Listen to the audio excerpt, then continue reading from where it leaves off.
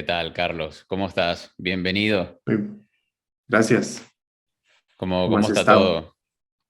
Muy bien, muy bien Mira, aquí, yo de verdad tenía viendo. muchísimas ganas, Carlos, de hacer esta entrevista porque, bueno, había escuchado muchísimo hablar de ti. Obviamente estoy en este mundo de la alimentación y el fitness desde hace muchísimo tiempo. Había escuchado también mucho de tu libro, El Milagro Metabólico. Lamentablemente te lo dije hace un momento, no me lo he leído, pero me leí tu libro nuevo y me encantó sobre todo la forma en la cual lo has redactado. Y es justamente en base a ese libro que quise hacer esta entrevista. Pero antes de meternos en materia, Carlos, a mí me gustaría pues que seas tú quien se presente para quien aún no te conozca, que yo creo que la mayoría te conocerá, pero que nos cuentes un poquito más de quién es el doctor Carlos Jaramillo y sobre todo el por qué empezó esa pasión y sobre todo el por qué de redactar libros como El Milagro Metabólico y el de Cómo. Ok. Em, a mí no me gusta presentarme nunca por mi profesión, porque mi profesión es un rol que hago solamente en un ratico muy corto de mi vida. Em, o sea, yo cuando llego a mi casa, aquí nadie me dice doctor, porque mi hijo no, sí, entonces ser el doctor Carlos Jaramillo es solamente un rol que juego un ratico, un disfraz que me pongo por un ratico, pero el resto del tiempo a mí me gusta pensar que soy un ser humano que vive, una persona que le gusta descubrir, que le gusta cuestionarse, que le gusta cuestionar, que le gusta investigar, hacerse preguntas, buscar diferentes cosas. Disfruto mucho parte de lo que, o sea, mi profesión en el ratico que como médico me dediqué por muchos años a pensar en que lo que quería hacer era cirujano y empecé por ese camino. Siendo en el camino de la cirugía, encontré en paralelo el camino de la nutrición clínica.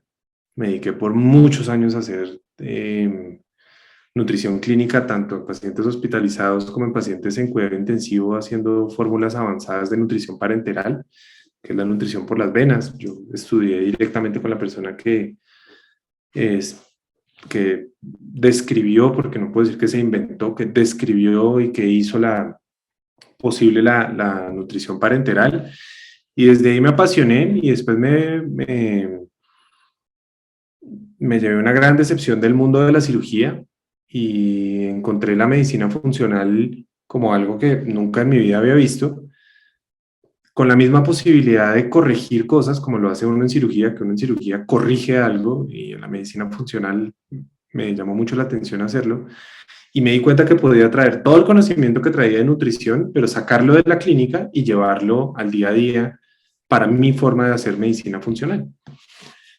Y empiezo a hacer medicina funcional hace más o menos 10 años y empiezo a ver a la gente mejorarse de unas cosas que yo nunca en mi vida había visto, que la gente se mejorara aplicándole mucha ciencia a la nutrición y mucha ciencia a las causas de la enfermedad y muchas cosas.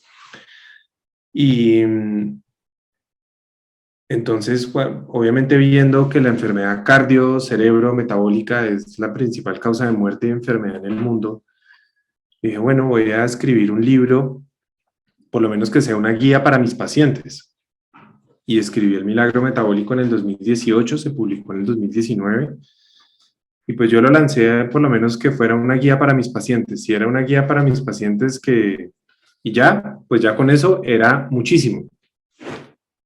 Y pues el libro empezó porque pues yo lo quise explicar de la manera más cercana, respetuosa, eh, porque no es un libro para médicos, es un libro para que lo entienda todo el mundo.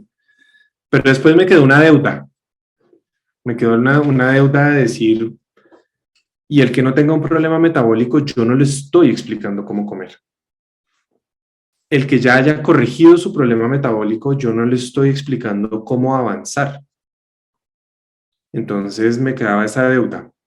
Entonces escribí cómo, que traté de hacer una guía nutricional lo más completa posible, si bien obviamente siempre quedarán cosas por fuera, si bien no es la verdad absoluta, es una aproximación donde tú que ya lo leíste, cualquier persona, en cualquier momento de su vida, cualquiera que sea su preferencia, omnívora, vegano, vegetariano, lo que sea, quiere aumentar masa muscular, bajar, lo que sea, y quiere saber por lo menos cómo empezar a ponerle orden a su alimentación, ahí va a encontrar la respuesta, ¿sí? En lo que sea, cualquiera que sea su preferencia. Entonces eso es, y porque yo tengo un sueño, y es un sueño al que le voy a dedicar todo mi impulso, empeño, fuerza, ganas, energía en mi vida profesional, y es mi gran sueño de revolución de la salud es hacer que cada día más personas eleven su nivel de conciencia a volverse dueños de su salud. Y para yo volverme dueño tengo que tener herramientas y necesito que me enseñen a usar esas herramientas. Entonces, ese es mi gran sueño en salud. Llevar salud a los hogares y a la conciencia de más personas en el mundo para hacer eso. Eso es. Qué bonito, Carlos. De verdad que es un muy bonito objetivo y yo creo que ahora más que nunca se necesitan personas como tú que se dediquen de lleno prácticamente, aunque como tú dices, ¿no? Que no las 24 horas del día no eres el doctor Carlos Jaramillo, pero gran parte de tu tiempo realmente lo estás dedicando a eso y de verdad que es una muy buena causa, sobre todo en el mundo y en el contexto en el cual vivimos a día de hoy. Y yo quería empezar por preguntarte, yo creo que lo más importante de todo, porque a día de hoy, bueno, y tú lo habrás vivido con tus hijos, todos sabemos comer como un acto, como una acción, pero alimentarnos realmente sabemos poco. ¿Por qué nos estamos alimentando tan mal y por qué cada vez lo hacemos peor?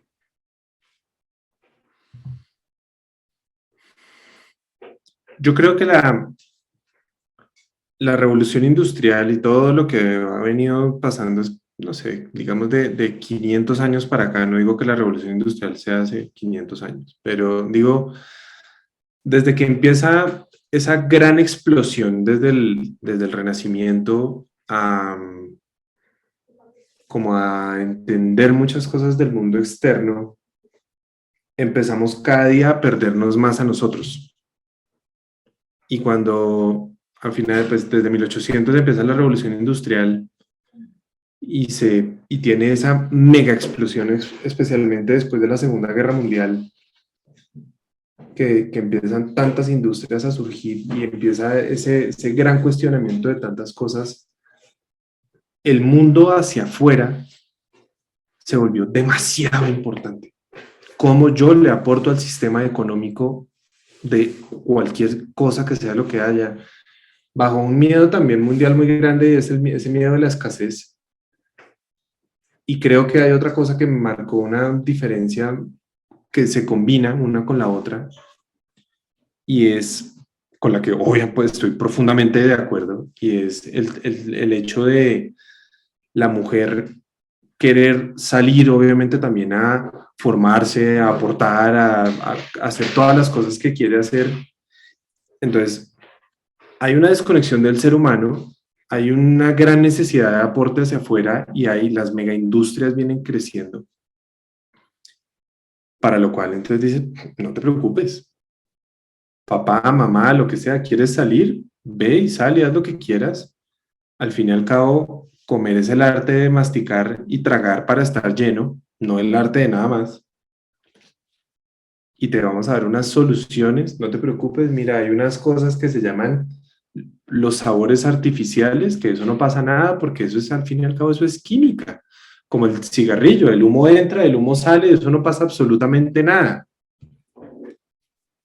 Y yo creo que eso ha contribuido cada vez más y más y más a una profunda desconexión que se traduce no solo en el tema de la alimentación, se traduce en el tema de la falta de ejercicio, de la falta de autoconocimiento, de autogestión, de no aprender a gestionar mis emociones, de no entender que cuando estoy muy bravito, soy yo el que está bravo.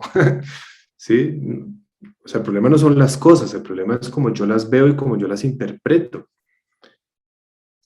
Entonces llegamos a un punto donde nuestros antepasados en la selva eran capaces de identificar las plantas que hacían bien, las que no, tener una conexión con el cielo, con el entorno, con los animales, con la tierra, conocer los alimentos y eran capaces de transmitirlo a sus hijos y a sus generaciones venideras. Hoy nosotros no sabemos identificar un alimento para bien o para mal en un supermercado, donde están ahí. Entonces, ese nivel de desconexión con nosotros en todos los sentidos nos tiene profundamente enfermos. Hace poquito vi con mi hijo Wally, no la veía hace años, y yo la veía, yo decía, o sea, de las películas más adelantadas y más reales, o sea, hay dos obras que a mí me parecen una cosa impresionante de cómo son capaces de ver algo que es una realidad. Uno es 1984, el libro de Orwell, que me lo leí hace un mes y decía, esto es impresionante. Y lo ¿Nunca te otro lo es habías Wall-E. leído? No, Espectacular. no, pero en serio que impresionante. Mira, Impresionante, eso parece como si lo hubieran escrito hace 2 años. para mí fue una narración, bueno, yo soy venezolano para el que no lo sepa, para mí fue una narración literalmente, a pesar de que fue escrito hace muchos años, fue una narración de lo vivido durante la época que viví en Venezuela, que pasé prácticamente 26 años de mi vida en Venezuela, hablando del libro de George Orwell. Es impresionante de verdad. Y la película de Wall-E es espectacular, de mis películas favoritas, justamente por lo que tú dices. Es un reflejo no del futuro, es más un reflejo del presente de lo que estamos viviendo a día de hoy. Porque Así es. a día de hoy prácticamente la verdadera pandemia es justamente ese sobrepeso y esa obesidad.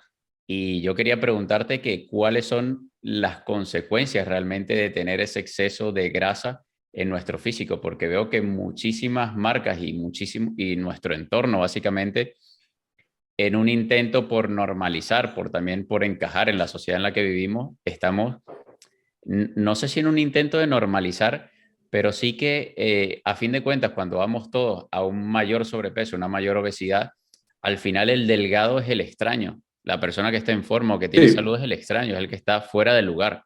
Entonces, ¿cuáles son las verdaderas sí. consecuencias de tener ese exceso de grasa? Es que mira, es una línea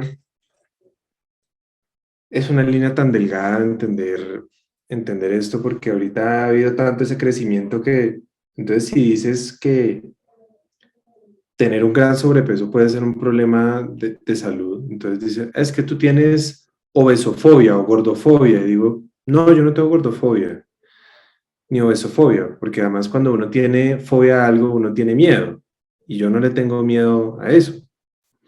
Por el contrario, por el profundo amor que siento hacia mis pacientes y hacia los seres humanos y de ver que hay una consecuencia hoy en el mundo nefasta de la cual la mayoría de las personas ni siquiera es su culpa. Porque dice, es que me estás diciendo que es que yo me odio y es mi culpa. No, yo no te estoy diciendo eso.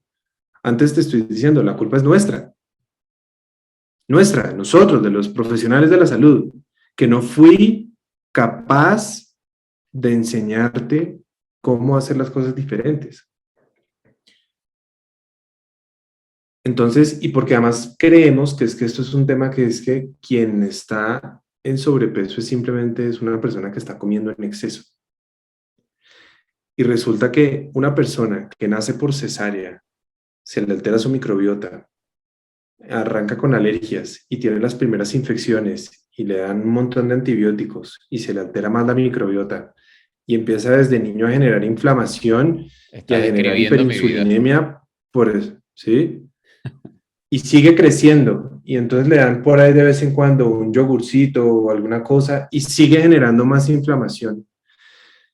Es un niño gordo, un adolescente gordo y que con mucha seguridad va a tener una explosión en algún punto a generar más sobrepeso, más obesidad y entonces dice, pero es que yo realmente no he comido tan mal como para que esto sea una realidad en mi vida y mírame, claro, la disbiosis que has traído ha generado un montón de alteraciones en múltiples sistemas, que no es el caso de hablarlos ahorita, desde inflamación, alteraciones hormonales, en hormonas sexuales, en hormonas metabólicas, y que hoy tienes este resultado. Entonces, la solución para esa persona no es inyectarles Victoza, no es darles metformina, no es hacerles una cirugía bariátrica porque no les va a funcionar. No les va, tampoco es matarte haciendo ayuno ni matarte haciendo ejercicio.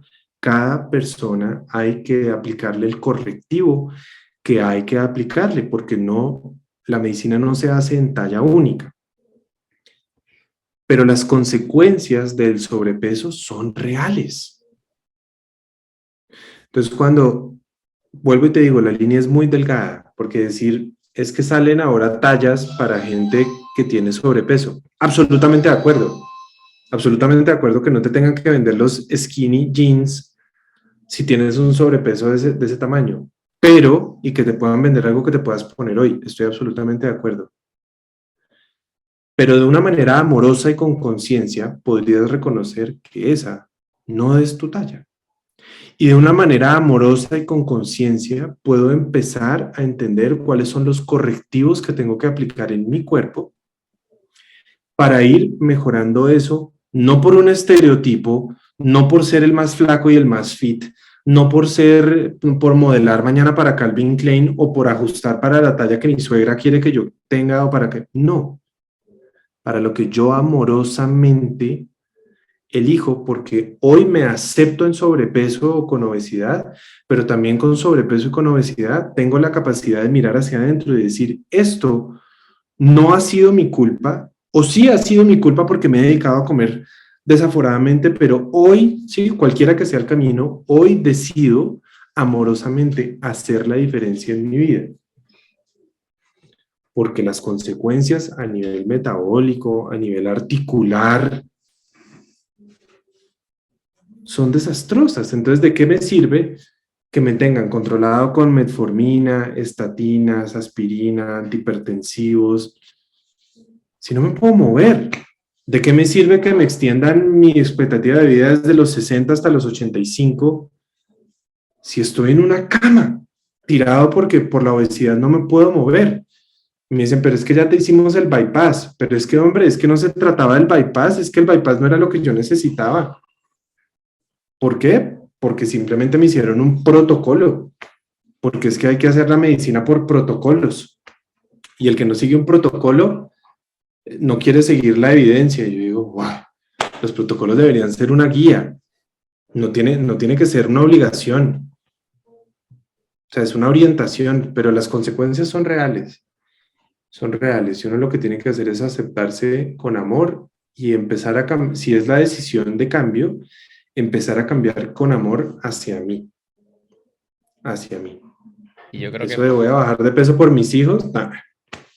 no, tiene que ser, yo siempre digo que el objetivo que uno se plantee, sea cuando te lo plantees, tiene que ser relevante para uno, no para alguien más.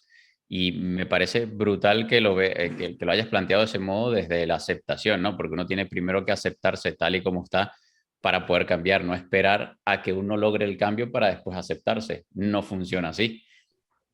No, porque además siempre vas a estar a 1 metro de distancia. Siempre te va a faltar un poquito. Ya cuando tenga el abdomen un poquitín más marcado, ahí sí me voy a aceptar. Y entonces ya lo tienes más marcado. Me está faltando es un poquito más de pierna.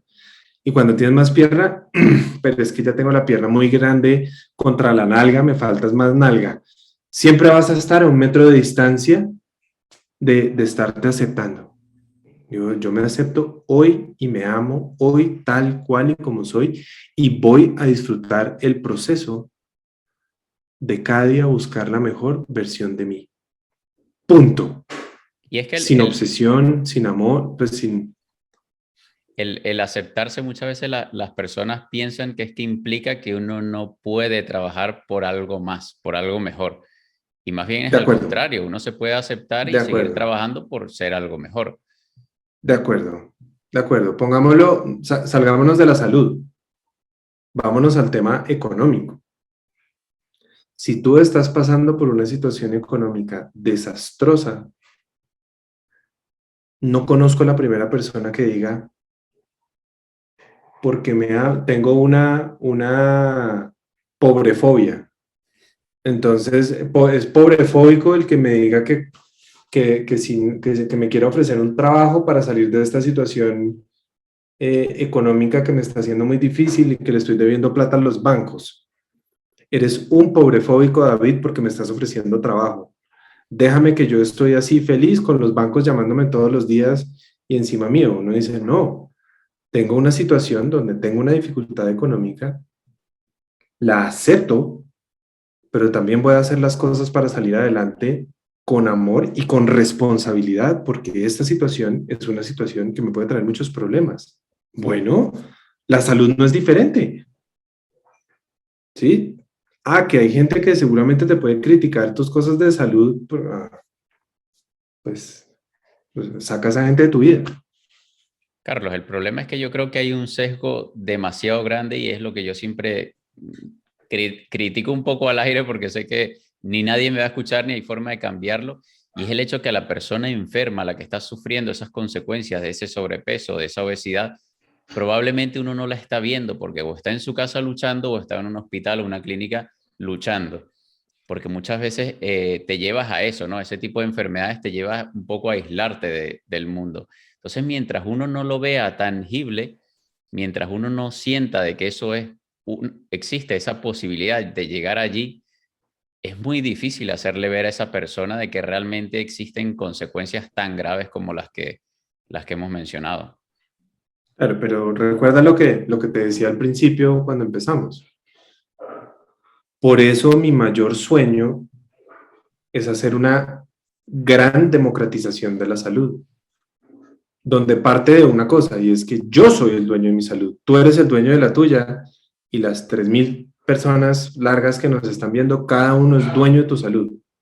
El dueño de tu salud no es tu médico es tu guía, Mire, me es gusta quien te acompaña, la frase que quien te tú pones, orienta. me gusta la frase que tú pones en el libro que dice que la salud no se prescribe.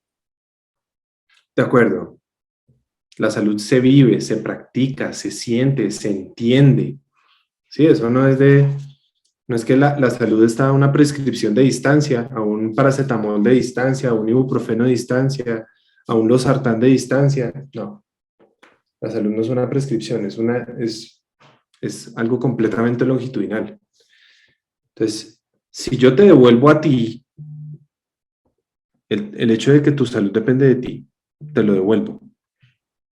Primer punto.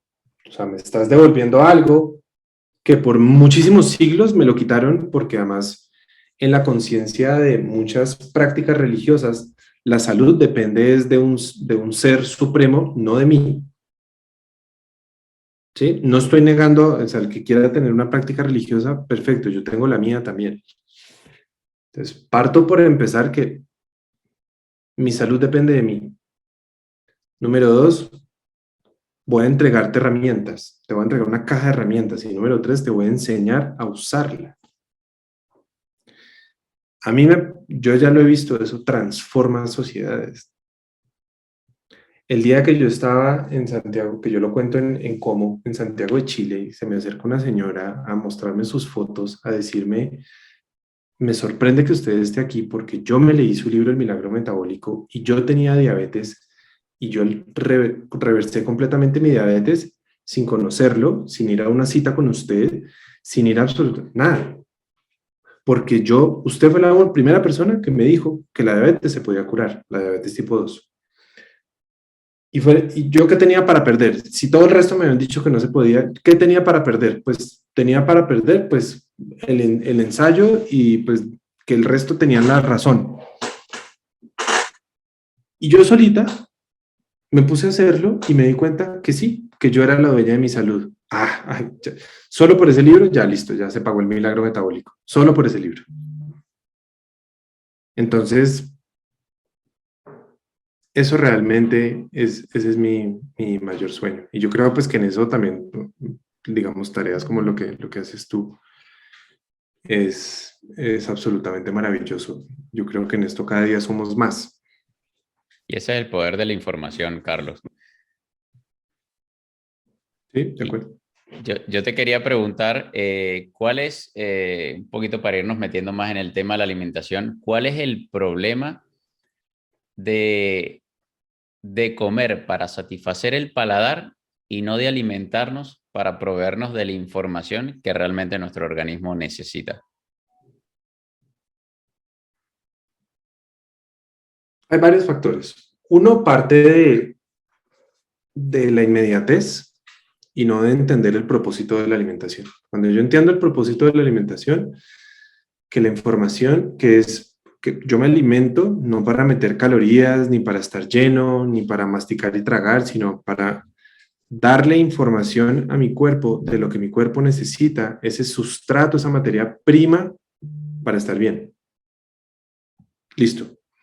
Una vez yo entiendo eso, yo digo, desde ahí yo voy a coger eso que yo entiendo y eso que yo ya sé cómo balancear entre mis macros, los micros, los fitonutrientes, todo, y lo voy a hacer delicioso.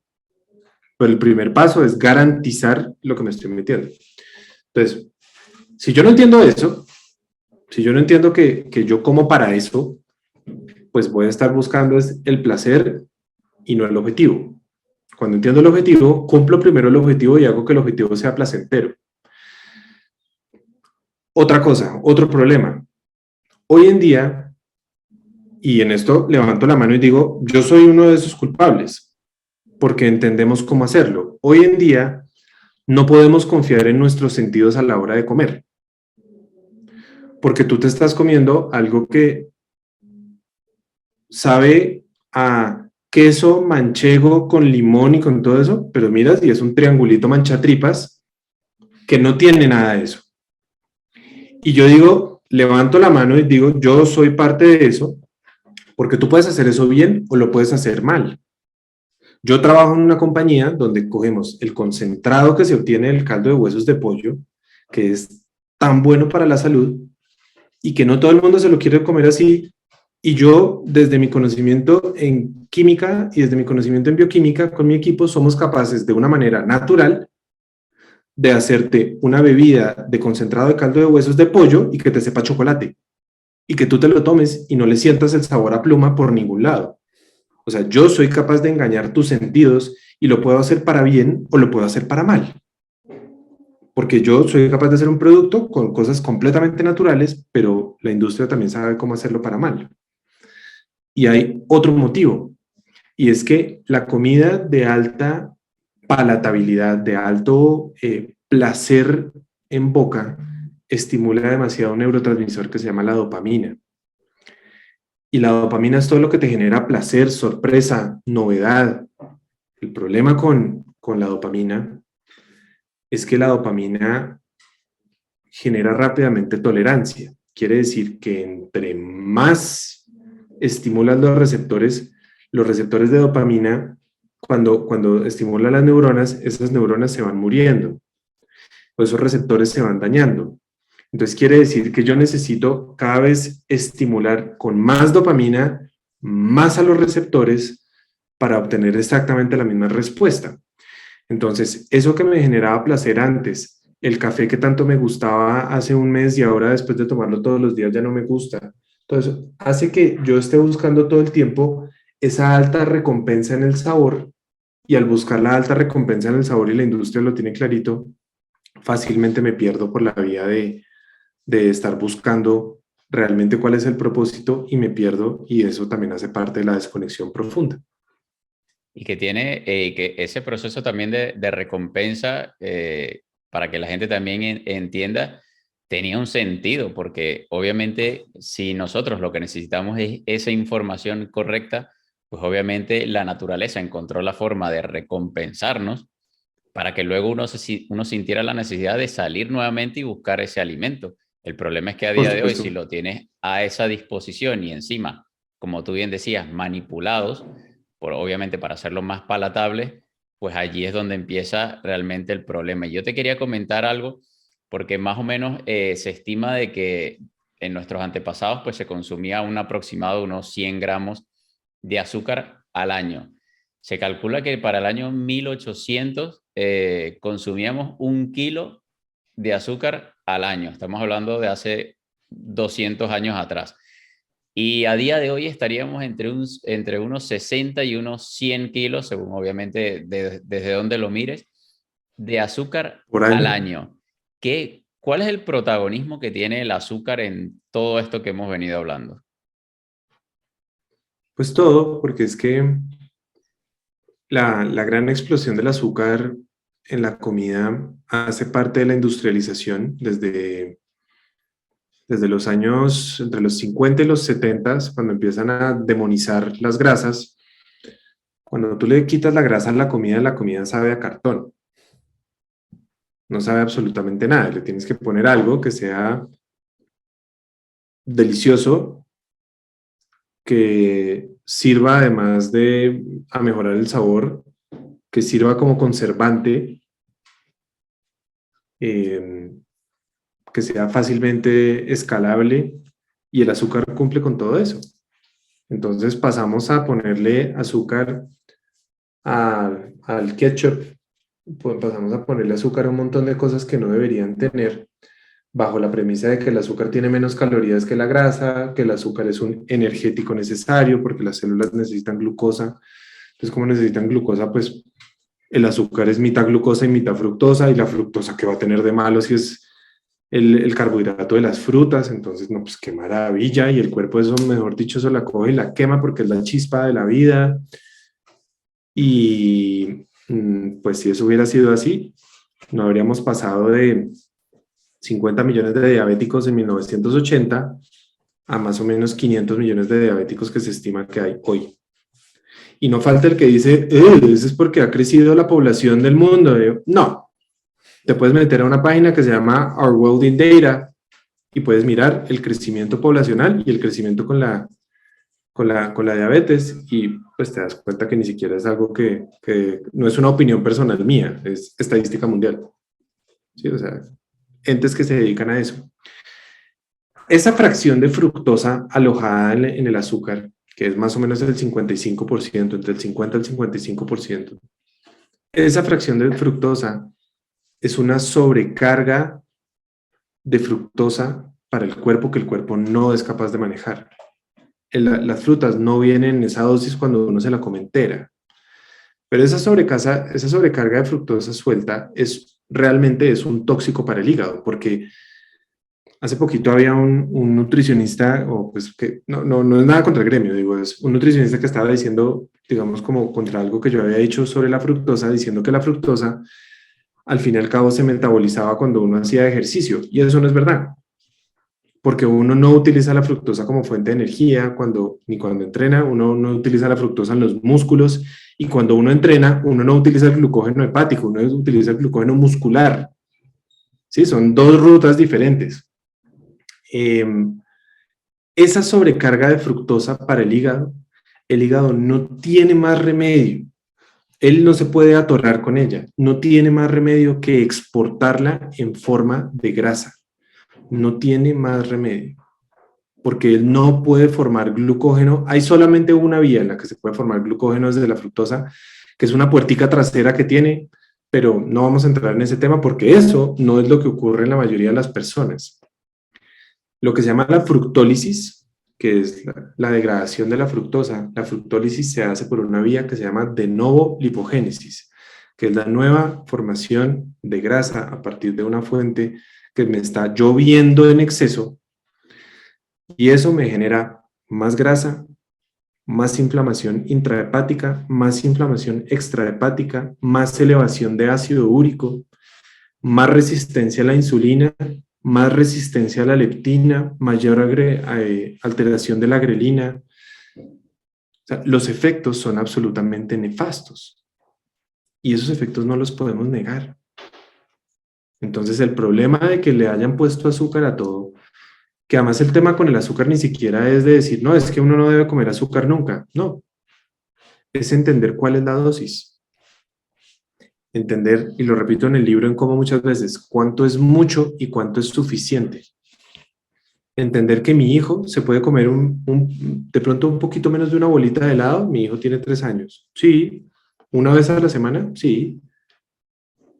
Pero una gaseosa con un pedazo de pastel es por ahí 20 veces lo que él se podría haber consumido. Eso es como estar embriagado. Y si eso lo hace todos los días, ¿a qué va a conducir? pues a la consecuencia que tenemos hoy. Lo que tú dices, que hoy quien se cuida, dicen que es que hace dieta. No, él es un ser humano normal. El que hace ejercicio, mírelo cómo se cuida. No, él es un ser humano normal. El que está delgado y que no tiene que ser el más fit, no, él es el que está haciendo lo que deberíamos hacer. Si los que estamos comiendo mal, sedentarios, no prestando atención, estando estresados, sin dormir, somos los que estamos haciendo lo anormal. Desafortunadamente, la palabra normal, yo hace poquito compartía, a mí me parece que la palabra normal le hace mucho daño a la medicina. Porque dicen, no, es que los niños en la adolescencia tienen acné, eso es normal. No, no, no. Eso es esperado y habitual hoy, pero eso no es normal. Un adolescente tiene acné porque trae inflamación desde hace muchos años, al punto en que su folículo piloso está tan severamente inflamado que produce una gran cantidad de sebo, donde la bacteria que produce el acné fácilmente puede vivir y esa persona tiene acné. Pero normal no quiere decir que realmente sea normal. Una cosa es habitual hoy por el mundo patológico que vivimos y otra cosa es normal. Ah, que es normal hoy que las mujeres tengan infertilidad. No, no, no, no, no. No, no, no, eso no es normal. Eso es habitual. ¿Por qué? Porque todas se quieren embarazar hoy después de los 30, que me parece genial, pero el problema es que a los 38 traen inflamación desde que tienen 8 años porque la mamá les está dando gomas con gaseosa y con yogurcito dulce a la bebé y la bebé de 38 sigue comiendo lo mismo. ¿Sí? Entonces, no entender y no regular la dosis del azúcar,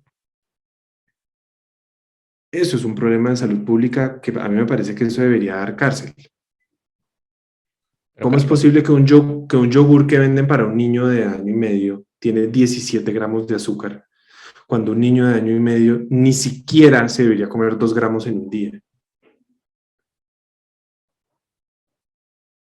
Y ponen una tabla nutricional que dice, estos cálculos han sido hechos basado en una dieta de 2000 kilocalorías.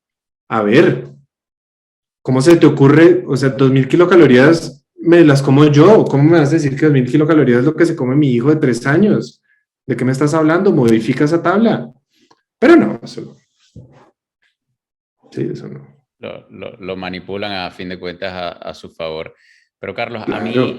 teniendo en cuenta todo lo que hemos conversado, a mí me queda todavía la duda es cómo podemos estar tan, pero tan seguros de que ese gustico de vez en cuando no hace daño y de qué frecuencia estaríamos hablando, porque claro, cuando estamos comparando con que prácticamente la cantidad de azúcar a la cual nuestro organismo estaba acostumbrada es ínfima en comparación con la que estamos consumiendo a día de hoy, ¿cómo podemos estar tan seguros de que realmente ese gustico que nos estamos dando de vez en cuando es seguro y que el de vez en cuando para unos es distinto que para otras personas? Yo creo que hay dos cosas. Y es comerme un helado me hace daño, así sea una vez al mes. Depende. El problema no es el helado. El problema es que si yo me como un helado una vez al mes, pero cuando almuerzo papa, arroz, yuca, plátano, jugo de fruta, como entre comidas y como entre comidas galletas con café y en el desayuno comí pan con jugo y en la noche como tostadas con sopa de auyama espesada con harina. Y la repita que no falta. El problema no es el helado. El helado se va a sumar a toda tu mala alimentación, a una alimentación que no entiendes y como no la entiendes no la puedes controlar. Entonces, claro, si ya traes un síndrome metabólico por tu mala alimentación, el día que te comes un helado, pues te va a meter un disparadón de glucosa y un disparadón de insulina que al otro día te puede inflamar o te puede disparar el ácido úrico, entonces te puede al otro día te levantas y dices, pero yo no hice nada tan raro, solamente me comí un helado y un pedazo de pastel en el cumpleaños de mi sobrino. Claro, pero es que como ya venías con la brasa prendida, le pusiste periódico a la brasa. Pero si tienes una buena alimentación, entrenas, controlas tus macros, comes proteína adecuadamente, haces tus ayunos, eh, te mides tus marcadores, tienes la insulina bien, la glicemia bien, el ácido úrico bien, la ST y la LT, la PCR, te ves completamente desinflamado, te sientes bien, duermes bien. Un helado puede vivir perfectamente dentro de una buena alimentación una vez a la semana. ¿Por qué? Porque él se monta dentro de tus carbohidratos de esa comida que te los pudiste haber comido con un buen plato de ensalada y entonces esa glucosa o ese azúcar que tienes ahí, esa glucosa con fructosa, junto con la fibra de los vegetales que te comiste, que te van a ayudar bastante y no va a pasar absolutamente nada. El mismo helado, pero son dos condiciones completamente diferentes. Uno que se monta dentro de un tsunami, pero el problema es el tsunami que ya viene, y otro que es pues en un agua completamente tranquila. Entonces yo creo que uno, si yo me como una vez a la semana un postre dentro de mi dosis de azúcar, que la entiendo, yo digo, yo como adulto me puedo tomar una dosis de 20 gramos de azúcar. ¿Cuántos son 20 gramos? 2 bolas de helado. Ok. Y hasta ahí se acabó. Pero también entiendo que esa comida no voy a comerme 2 bolas de helado y me voy a tomar 2 cervezas y me voy a comer una arepa y me voy a comer porque ya entonces me estoy excediendo en el equilibrio de carbohidratos de esta comida. Entonces uno tiene que aprender a negociar, pero uno negocia cuando el cuerpo está estable, no cuando el cuerpo está inflamado. Cuando el cuerpo está inflamado, la negociación es en otro sentido, porque tenemos es que darle la vuelta para el otro lado, completamente diferente. Carlos, y entendiendo el protagonismo que tiene el azúcar en todo esto, yo sé obviamente que no es el único culpable, ¿no? Porque obviamente hay muchos más ingredientes, más químicos, colorantes, endulzantes, en fin, un montón de cosas más que se le añaden pues a los alimentos para hacerlos justamente más palatables. Entonces yo te quería preguntar de qué otros ingredientes tenemos que estar, digamos, pendiente a la hora de elegir, sobre todo esos productos que son procesados y ultraprocesados. Los aceites vegetales, yo creo que hay que tenerles mucho respeto. ¿Sí? El aceite de soya, de girasol, de canola, de maíz, eh, hay el de cártamo, que aquí no es muy común, que es lo que en Estados Unidos se llama el safflower. No sunflower, sino safflower. Eh, esos hay que prestarle mucha atención. Yo creo que si uno consumiera la misma cantidad o la misma frecuencia de aceites vegetales que de azúcar, los aceites vegetales son mucho más dañinos que el azúcar, porque los residuos químicos que le dejan es nefasto. Entonces los aceites vegetales yo los tendría muy por fuera de la vida, solo para el día que te vas a comer unas French fries, unas papas a la francesa en un restaurante y listo. Hay químicos que son muy nocivos, el glutamato monosódico es muy nocivo, altamente inflamatorio, eleva muchísimo el ácido úrico, altamente adictivo además. Hay uno que se llama el TBHQ, que es la tetrabutirhidroquinona, es un derivado del petróleo, te lo ponen en los huevitos estos que le gustan tanto a los niños que tienen una sorpresita por dentro, eso ya sabes cuál es. Uno mira los ingredientes y dice, contiene antioxidantes TBHQ, y uno dice, ¡ay, antioxidantes! ¡Ay, para mi piel! No, no, no, antioxidantes para el producto. Y solamente para que sepas, ese antioxidante es el mismo líquido que tienen los encendedores con los que la gente prende para fumar. Eso le están rociando al cereal, a los cereales de caja, a muchos de estos trail mix de maní y eso que compras para la fiestica, que dices, uy, rico, que viene maní, marañones, con chocolatico y todo, delicioso. Fíjate en los ingredientes. A muchos les ponen TBHQ. Hay otro que se llama el BHA. El BHA. Hay un primo que tiene el BHA que se llama el BHT, pero el BHT no hace, el BHT incluso es un antioxidante interesante, pero el BHA es bien nocivo. ¿Qué otro ingrediente es así bien nocivo que uno tiene que tener? No, yo creo que esos son como bueno, la lecitina de soya también depende de la dosis y depende de la fuente. El problema es, si se hace con soya orgánica, la lecitina de soya no tiene problema.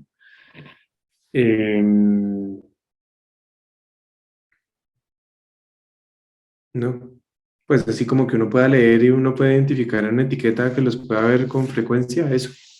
Yo creo que la Eso. fórmula más fácil es esa, ¿no? Que si no eres capaz ni siquiera de Ah, mencionarlos, los nitritos también, los nitritos de los embutidos son terribles. sí, que mientras no lo puedas ni Las harinas mencionar, refinadas, si no lo puedes mencionar, mejor por lo menos evitarlo. duda. Sí, por lo menos duda. Carlos, y yo te quería preguntar algo porque, claro, seguramente quienes nos están viendo y nos están escuchando se pensarán, bueno, que no le estás dejando opciones porque habrán empezado a revisar los ingredientes de lo que comen. Y ya para ir terminando la entrevista, me gustaría pues dar también algunas soluciones, pues más allá, obviamente, en tu libro de cómo te extiendes mucho más en la parte de la solución a todos estos problemas, pero me gustaría saber en qué alimentos deberíamos basar nuestra alimentación. Mira, yo creo que uno tiene que basar la alimentación por ahí entre un 85 y un 90% en comida que encuentras en la plaza de mercado.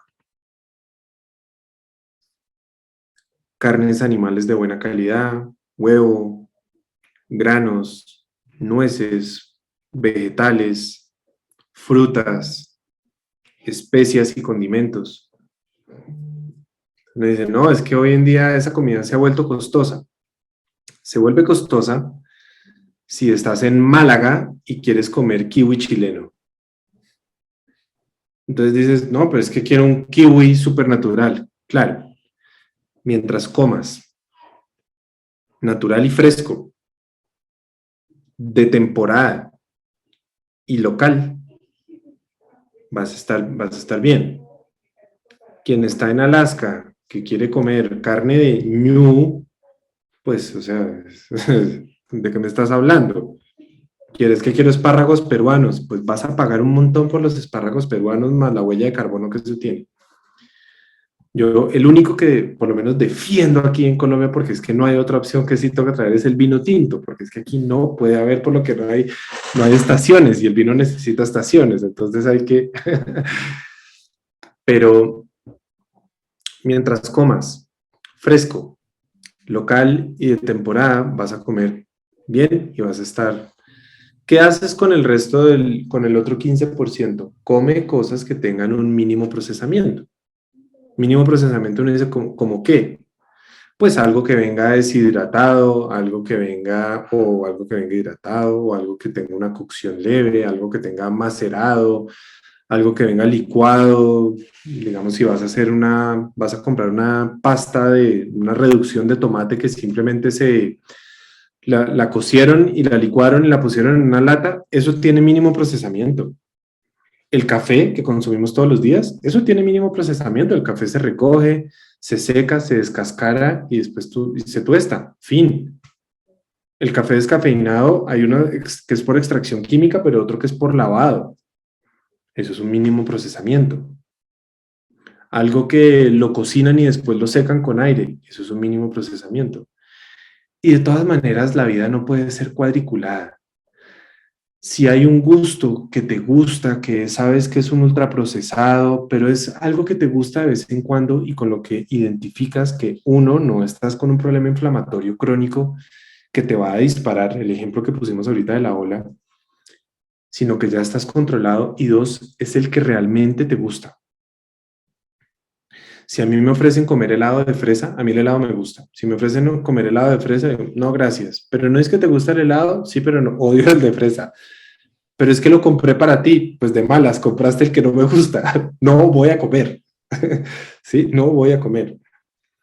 Entonces, tener en cuenta que siempre puede caber un pedacito para ese gusto, pero es el gusto que yo controlo,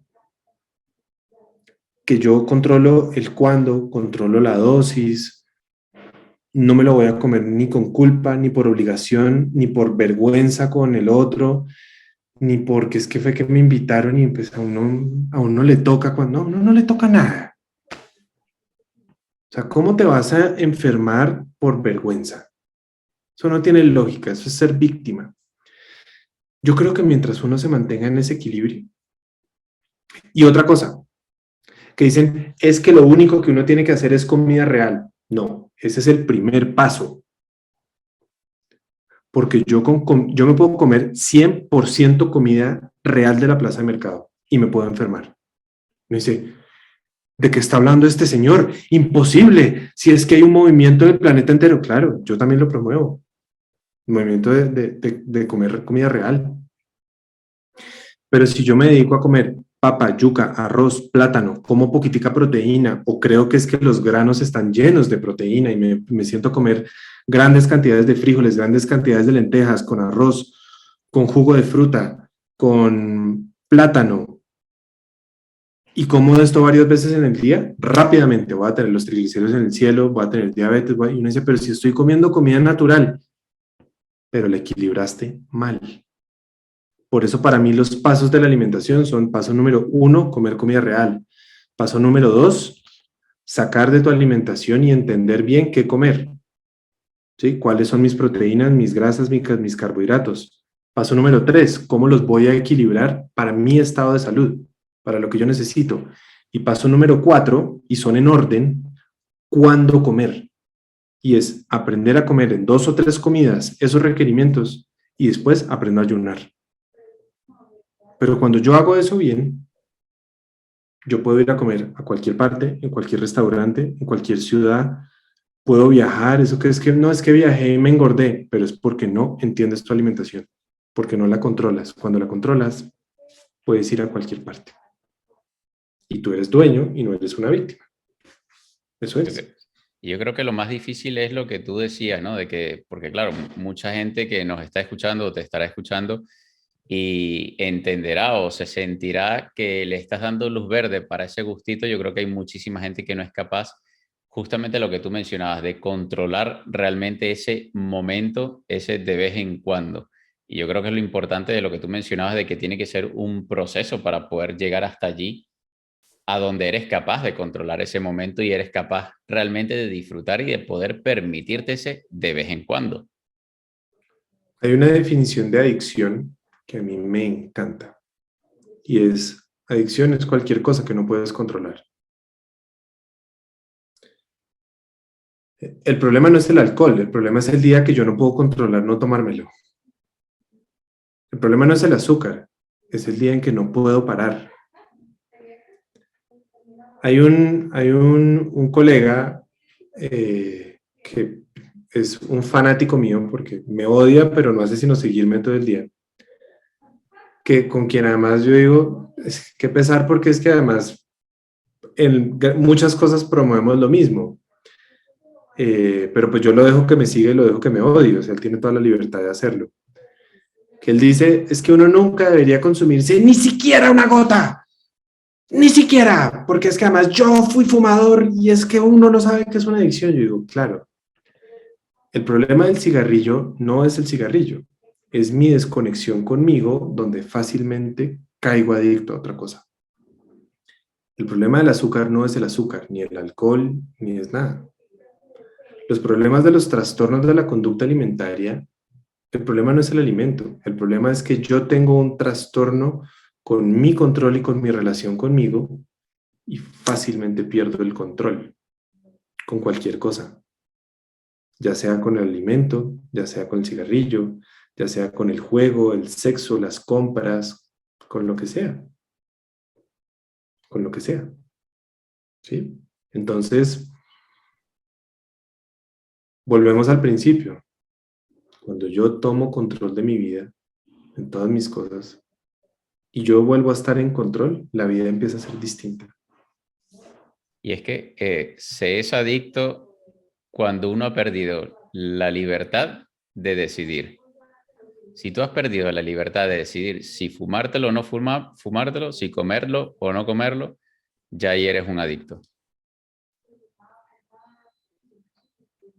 ¿De acuerdo?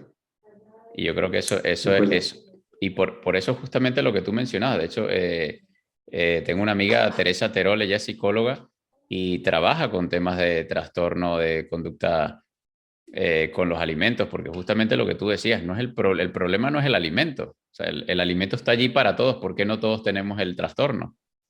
El problema es esa desconexión que tú mencionabas que uno tiene con uno mismo.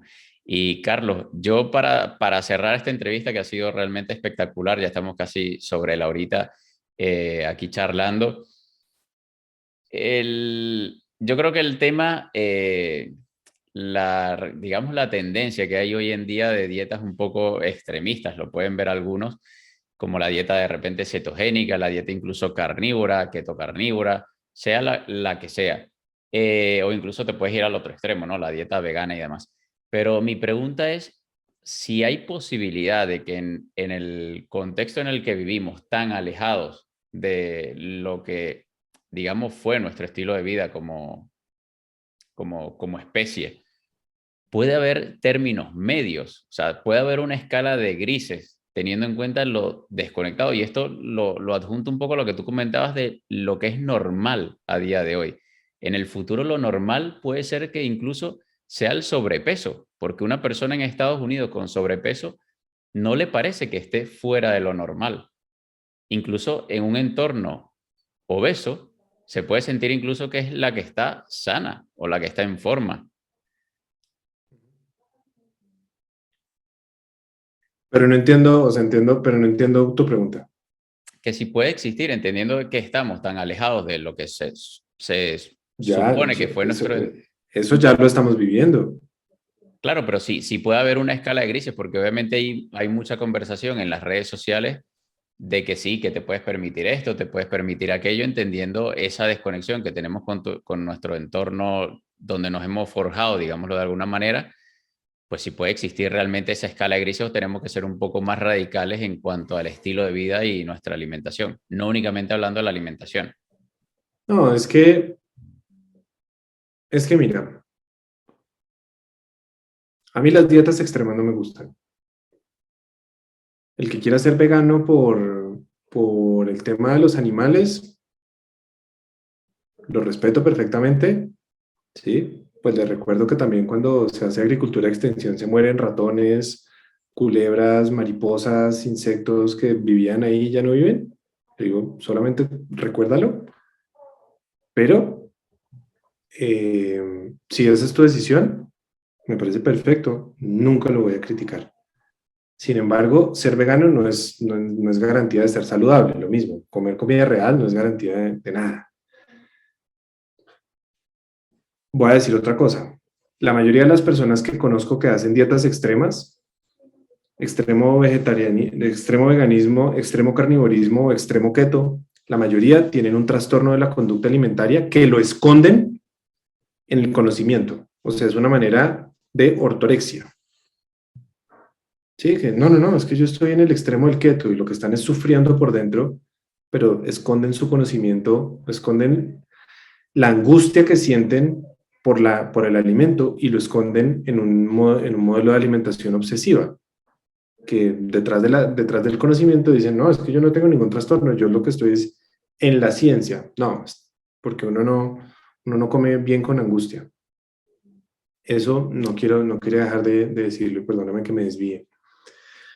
Pero yo no creo que haya que ir a extremos. Yo creo que hay que recordar que es que la palabra ser humano se trata de eso, de ser humano.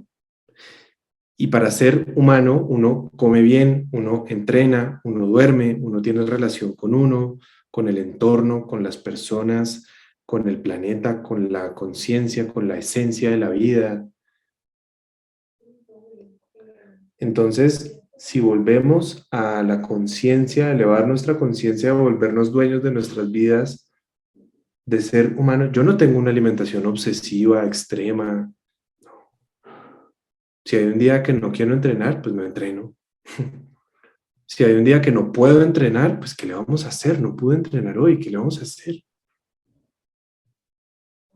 No me obsesiono por no entrenar.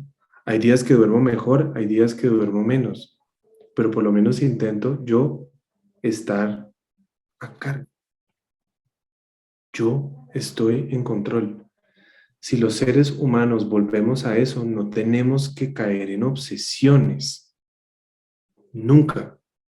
Porque estoy recordando de qué se trata ser humano y no rebotar, el humano rebotando en lo que el resto de la vida, porque lo más importante es ser arquitecto y el resto ni idea.